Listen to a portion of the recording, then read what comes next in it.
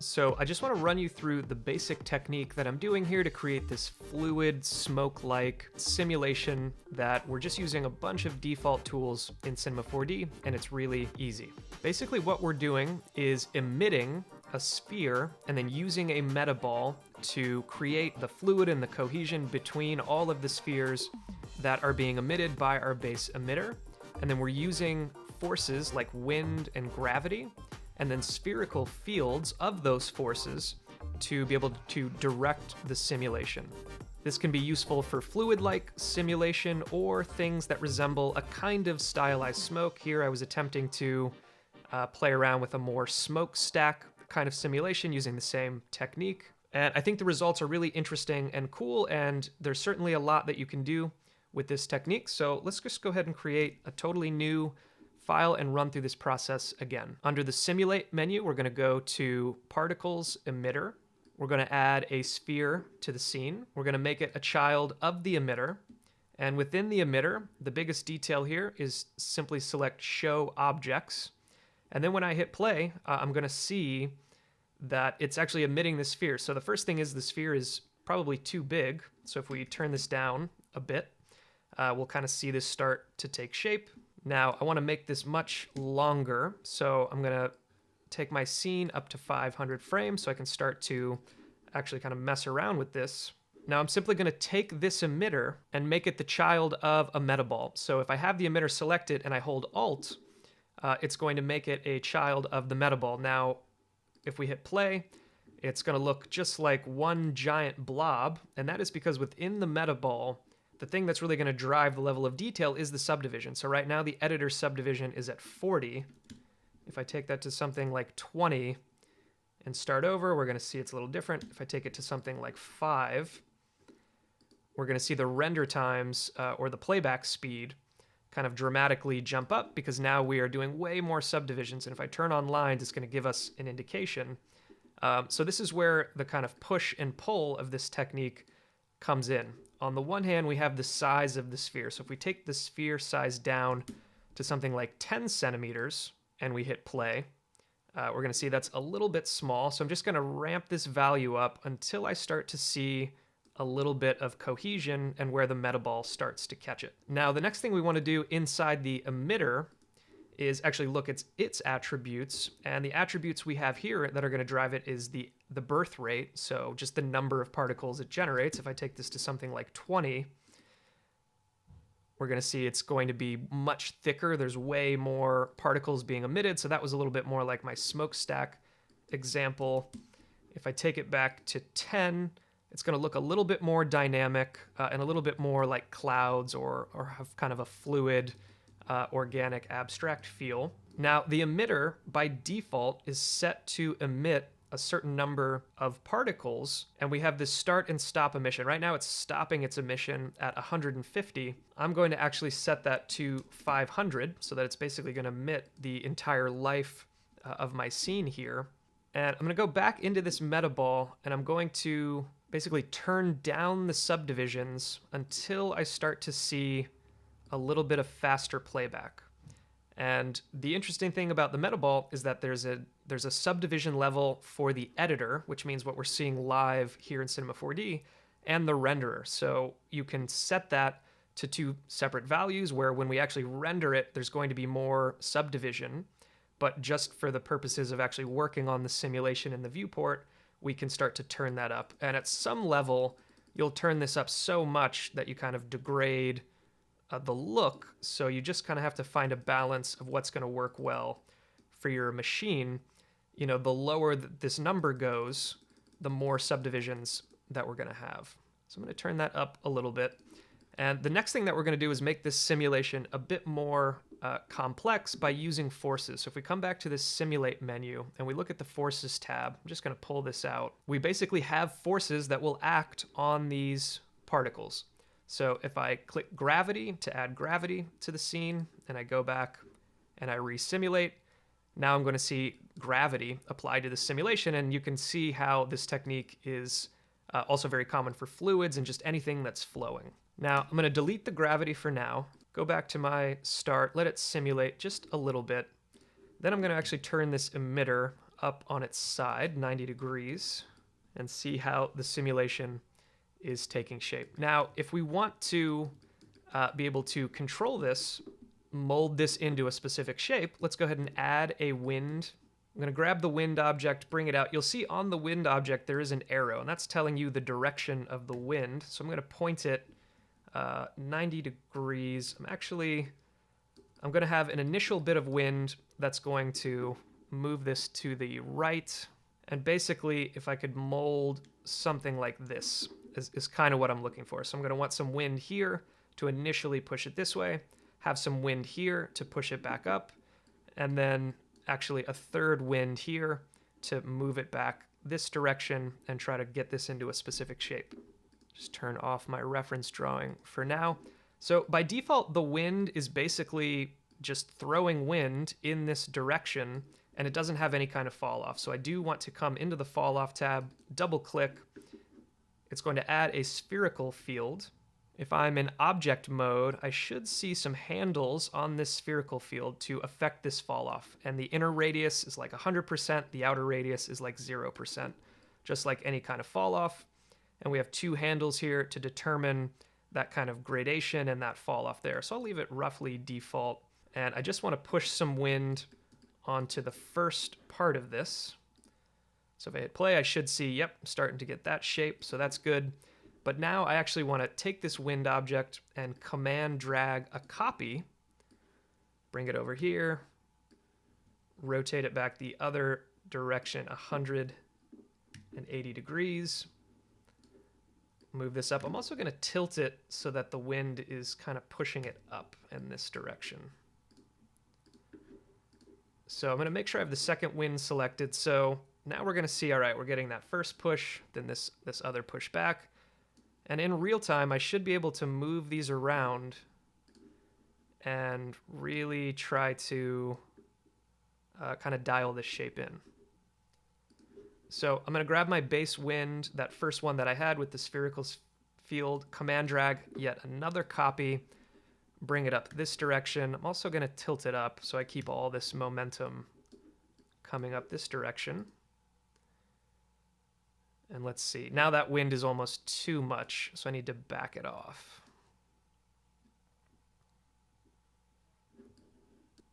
So I'm going to take this wind object and just move it up slightly. And zoom my camera out a little bit. And right now I just want to get this base kind of shape going, so I think I need to move that in. There we go.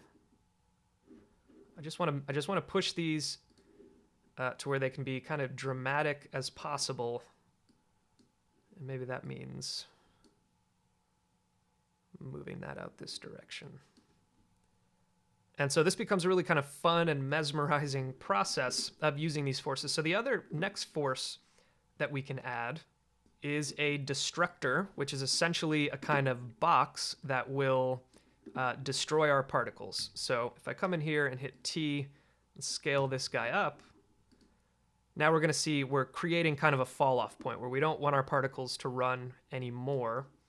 I'm just going to navigate around here and just bring this up a little bit more. Kind of rotate this.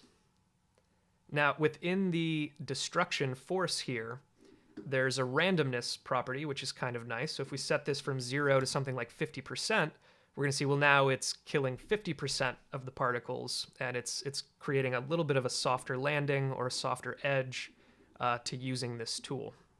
Now, in terms of really trying to dial in the look of this of course doesn't look too much like smoke, I think because the sphere is a little too small. So the nice thing about this is we could actually, you know, with our parametric objects still live within the emitter, just go ahead and turn up the radius and create a little bit more of a blob, and maybe we actually need to turn it up even more so.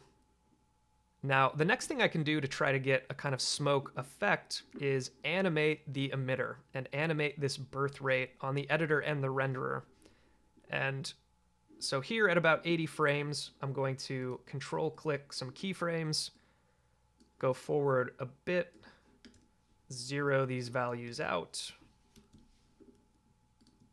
control click some more keyframes, move forward. It's almost like someone's taking a drag of a cigarette. There's like a first puff and then a little pause. I'll lay 2 more keyframes where they're zeroed out, move forward, take this back to 10. And the renderer is the one that will actually render, but I still want to be able to see what I'm doing, so I am keyframing both the editor and the renderer. So it'll come out, there'll be a pause, and then another larger piece there. Let's do it one more time, where we kind of zero these values out and break up this animation.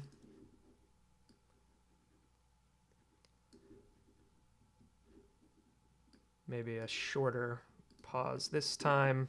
Keyframe a couple more values. Take it back to 10. Then about here, I would set some keyframes at 10 and then let it kind of gradiate out to 0 over a longer period of time and see if I can't get a little bit more of kind of a tapered edge. So we'll take a look at how we're doing here. Definitely getting some interesting shapes. At this point, I think I want to change my display mode to something like constant shading so that I can see what this is going to look like just basically flat. So to kind of further control this animation, I can actually add a friction from this same forces menu and double click to use a spherical fall off again, and then bring this up here. And the idea behind friction is that it's going to kind of slow things down and make things stick together, like there's just more kind of resistance. And so with something like friction, I could have all these particles moving really, really quickly, and then if I wanted it to get stuck in a certain area or kind of bunched together, which is not exactly what we're going for here, but it's just another interesting tool that we have that might be useful in other use cases where friction, you know, is a great way to slow these particles down and make them stick together and want to cohere. It's like creating resistance all around them so the particles move closer together. I think I'd like a little bit of that effect, but not too much. So I'll move this friction kind of towards the top of the frame and just move it a little bit of the fall off into this piece here. Not too much, so that these will just kind of slow down and hang at the top a little bit. So in this example with basically the same setup, except I think my sphere is actually bigger here, so these are even larger blobs. Looks kind of more like a lava lamp animation. I have these 3 wind objects, but I turned the speed way up, so the speed is really, really fast.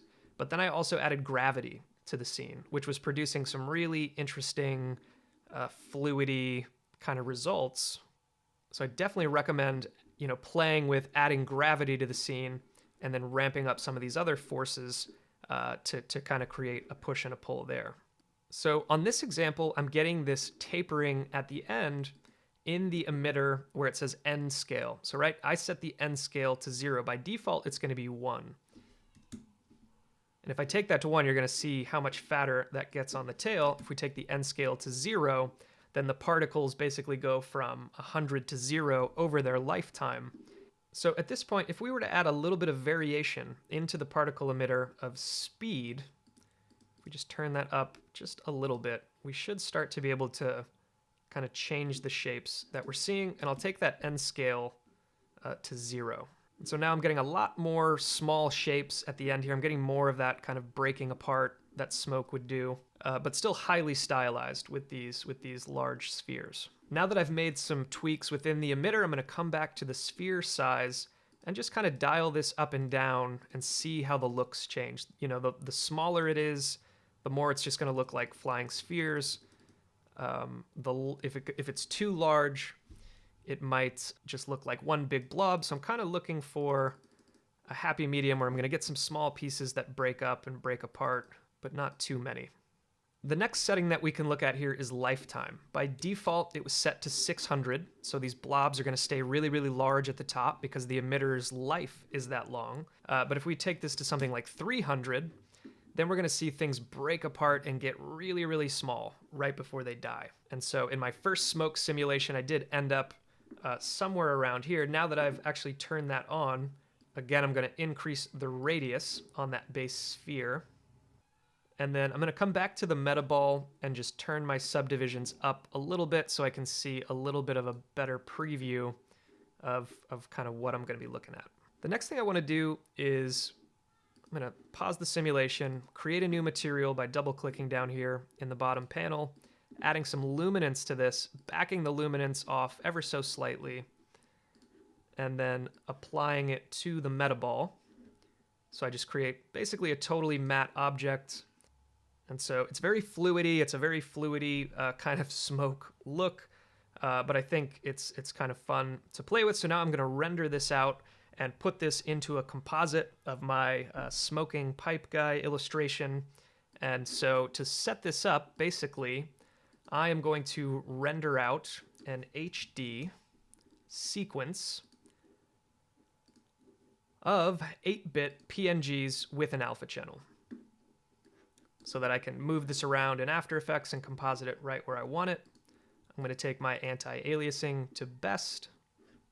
I'm also going to make sure that my output is set to all frames, so I can render all 500 frames. Then I'm going to hit render and watch this render go, and it should be pretty quick because it's just a flat matte material.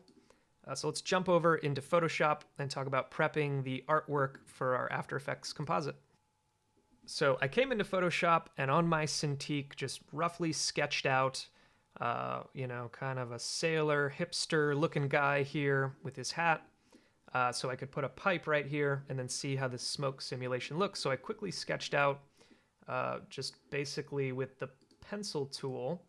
Then I used that to actually create some Photoshop layers here and some actual better looking line work. And I did it in the grayscale, just trying to think about what elements I wanted to emphasize and the kind of visual flow of the shot from his eyes down from the nose to the pipe to the smoke is kind of the composition that I'm looking for here. And then a la our visual storytelling class with Sarah Wong, I learned this from her, really just building in the grayscale and then using a gradient map to try to think about the colors that you want. So I put this together in Photoshop, saved the Photoshop file, and went over to After Effects. So let's jump into AE and work on this composite. So I went ahead and imported that Photoshop file, and it created a new composition with all these Photoshop layers, which I should have probably done a better job naming, but it's just an example here. Now the problem with doing the gradient map technique in Photoshop is that this gradient map doesn't show up in After Effects. So you do need to quickly recreate the colors, and the way that I would go about doing it is just take a screenshot of the color art direction panel that I did here, go into After Effects, bring this screenshot in, kind of move it out of the way. And the way that we recreate the gradient map in After Effects is the tritone effect, because it's kind of what it's doing on the gradient map is it's picking a brightest value, a darkest value, and a midtone value, and remapping it to a different color. And that is also what the tritone does here inside of After Effects. So with the tritone, you can simply select the values from your image and map those here in After Effects. So at this point, I can just go ahead and delete that screenshot out of there.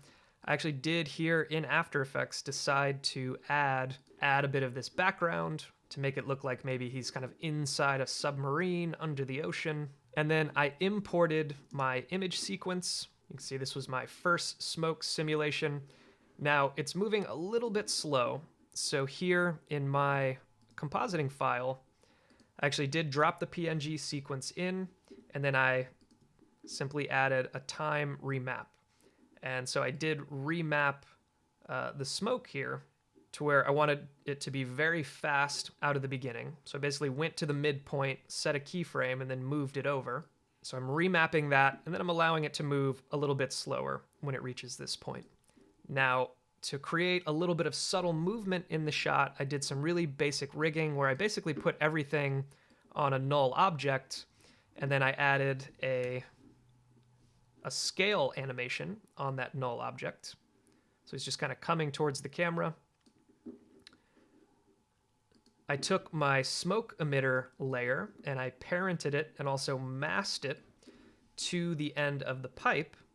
And here the pipe bowl, I actually decided to pre-compose so I could parent that smoke to the pipe. And then I did a little bit of animating. I decided to animate the mustache, animate the eyes, do a really simple blink,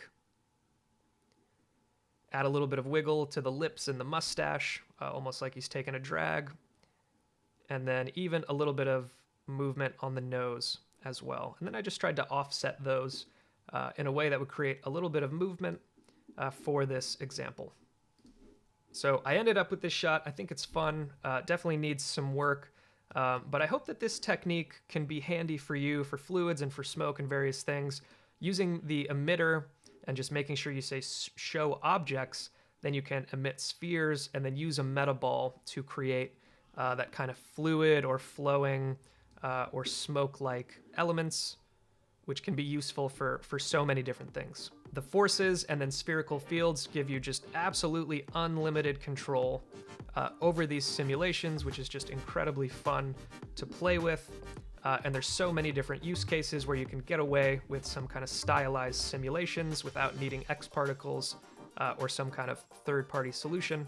So I hope that you found this tutorial useful. For more information about us, check out mographmentor.com. We've got more Cinema 4D training, also illustration training, all that good stuff. Thanks for watching.